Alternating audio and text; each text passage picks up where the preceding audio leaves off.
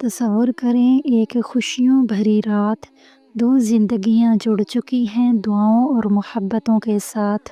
لیکن کیا آپ جانتے ہیں کہ اس نئے آغاز کو مکمل کرنے کے لیے اسلام ایک خاص عمل کا حکم دیتا ہے؟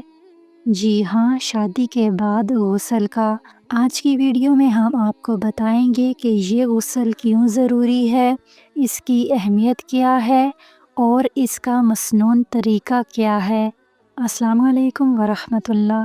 شادی ایک مقدس رشتہ ہے اور اسلام اس تعلق کو نہایت پاکیزگی اور حکمت سے جوڑتا ہے۔ شادی کے بعد غسل کو فرض کیا گیا تاکہ انسان ظاہری اور باطنی پاکیزگی حاصل کر سکے۔ لیکن سوال یہ ہے کہ غسل کیوں ضروری ہے؟ آئیے قرآن و حدیث کی روشنی میں جانتے ہیں۔ قرآن مجید میں اللہ تعالیٰ فرماتے ہیں وَإِن كُنتُمْ جُنُبًا فَاطَّهَّرُوا، اور اگر تم جنابت کی حالت میں ہو تو پاک ہو جاؤ۔ شادی کے بعد جسمانی تعلق کے نتیجے میں جنابت کی حالت پیدا ہوتی ہے اور اس سے پاک ہونے کے لیے غسل فرض ہے۔ اسلام میں پاکیزگی صرف ظاہری نہیں بلکہ روحانی بھی ہے۔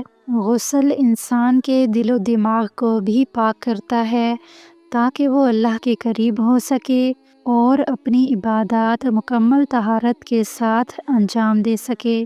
نبی کریم صلی اللہ علیہ وآلہ وسلم نے فرمایا الطہور شطر الایمان، پاکیزگی ایمان کا نصف حصہ ہے۔ غسل کا یہ حکم نہ صرف روحانی بلکہ طبی طور پر بھی اہم ہے۔ شادی کے بعد غسل انسان کے جسم کو صاف اور تازگی بخشتا ہے اور صحت مند زندگی گزارنے کے لیے صفائی کی اہمیت کو نمایاں کرتا ہے۔ اب آئیے جانتے ہیں شادی کے بعد غسل کا مسنون طریقہ۔ سب سے پہلے دل میں یہ نیت کریں کہ یہ غسل اللہ کی رضا کے لیے ہے اور جنابت سے پاکی حاصل کرنے کے لیے ہے۔ پھر دونوں ہاتھ 3 مرتبہ دھوئیں۔ شرمگاہ اور اس کے آس پاس کی جگہ کو اچھی طرح صاف کریں۔ وضو کریں جیسے نماز کے لیے وضو کرتے ہیں۔ اگر غسل کے دوران زمین پر کھڑے ہیں تو پاؤں آخر میں دھوئیں۔ پہلے دائیں جانب، پھر بائیں جانب اور پھر پورے جسم پر پانی بہائیں۔ اس بات کا خیال رکھیں کہ جسم کا کوئی حصہ خشک نہ رہے۔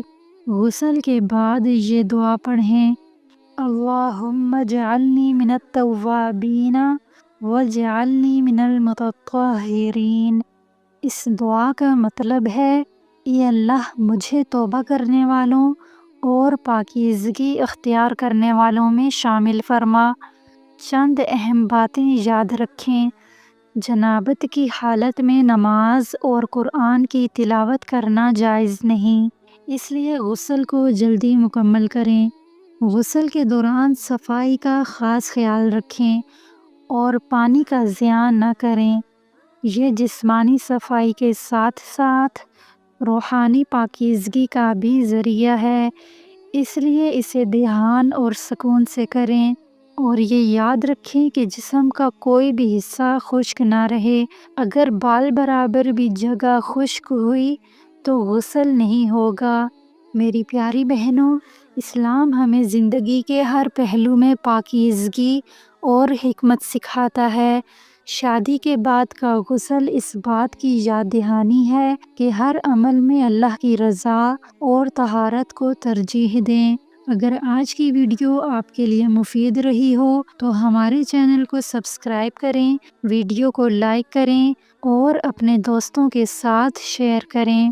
یاد رکھیں دین کی بات پھیلانا صدقہ جاریہ ہے۔ اگر آپ کی وجہ سے کوئی ایک بندہ بھی غسل کے صحیح طریقے پر عمل کرے گا تو آپ کے لیے ثواب کا باعث بنے گا۔ اللہ تعالی ہمیں اپنی زندگیوں کو اسلام کے مطابق گزارنے کی توفیق عطا فرمائے، آمین۔